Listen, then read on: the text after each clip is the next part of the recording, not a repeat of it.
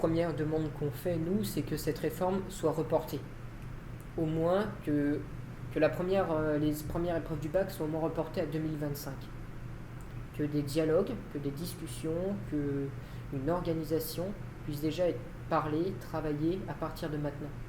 Qu'on puisse continuer à dialoguer et à préparer cette réforme. Parce qu'on estime, comme on en a discuté juste là, que si cette réforme, on lui laisse le temps, on travaille avec et on travaille dessus, elle pourrait être sur pas mal de points bénéfiques aux élèves. Et si on pouvait, au lieu d'arriver à avoir une moyenne de 7 spécialités par établissement, on pouvait déjà monter à une moyenne de 10, on changerait grandement les choses. Si on pouvait avoir partout au moins 10 spécialités, ça ce serait quelque chose qui serait grand. Et si on pouvait avoir ces pôles de formation, ce qu'on demande, c'est qu'il y ait une organisation qui soit faite entre les lycées, avec certaines spécialités qui vont être qu'à certains endroits, elles n'auront pas grand d'élèves. Il y aura peut-être qu'une classe, il y aura peut-être besoin que d'une classe, donc peut-être 20, 25, 30 élèves. Ça, on peut s'adapter. Il peut y avoir une organisation qui soit faite avec des bus qui soient affrétés, voire avec les compagnies de bus. Des appels d'offres peuvent être faits pour que, au lieu d'avoir seulement le bus qui amène au lycée le matin, qui vient chercher le soir, à cette heure-là, il y a un bus qui vient, qui prend la classe, qui l'emmène et qui la ramène ensuite à l'autre lycée le soir pour qu'ils reprennent leur bus. Il y a des choses qui peuvent être travaillées, qui peuvent être vues pour améliorer cette réforme et permettre que tous les élèves puissent en profiter de manière juste et égale.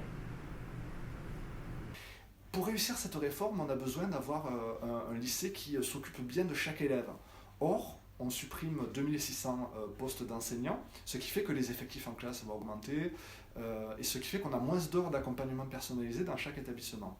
Dans ces conditions-là, nous aussi, nous demandons au ministère de reporter sa réforme au moins d'un an pour pouvoir prendre le temps de la formation continue des enseignants et pour pouvoir préparer la réussite de ces nouvelles règles d'orientation pour les élèves, par exemple.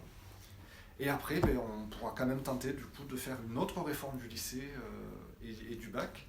Mais c'est un sujet qui n'est pas consensuel en France sur est-ce qu'il faut plus de savoir, est-ce qu'il faut plus de compétences, sur est-ce que l'oral est discriminant. Enfin, ce sont des sujets qui font débat même au sein du monde éducatif. Le problème du report, c'est que, comme je disais aussi, c'est que vous avez déjà une quantité de jeunes qui se sont projetés dans cette réforme. Je pense réellement que si cette réforme est reportée d'un an, elle ne se fera pas. Et si elle ne se fait pas, ça veut dire qu'on va repartir pour je ne sais combien d'années avec les séries. Moi, je pense qu'il faut aller au bout. Sachant que moi, je ne suis pas vraiment inquiet pour les jeunes qui sont cette année, qui passeront le nouveau bac de toute façon, puisqu'ils seront accompagnés et le ministère, heureusement, ne prendra jamais de risque. On ne sacrifie pas une génération. Il ne faut pas dire des choses pareilles. Donc pour moi, demander un report comme ça a été fait fin janvier, c'est pas vraiment une proposition qui tient la route. En revanche, il faut absolument que maintenant tout le monde tire dans le même sens pour avancer. Et il faut que le ministère et les rectorats fassent en sorte que tous les financements arrivent suffisamment tôt pour qu'on puisse avancer comme il faut. Je pense qu'à partir du moment où chaque établissement bénéficie de sa carte des spécialités, a les moyens qui lui ont été attribués pour préparer la rentrée, je pense qu'il faudra tenir compte, encore une fois, des petites structures pour leur permettre accessoirement de bénéficier de moyens complémentaires. Parce que ce n'est pas une question sur un établissement de grande taille, c'en est une sur un établissement de petite taille. Et donc il faut que les rectorats financent le surcoût que génère la multiplication des groupes pour bien organiser correctement les choses en termes de groupes de spécialité. Encore une fois, c'est assez technique, mais il faut les moyens complémentaires quand on est des petites structures.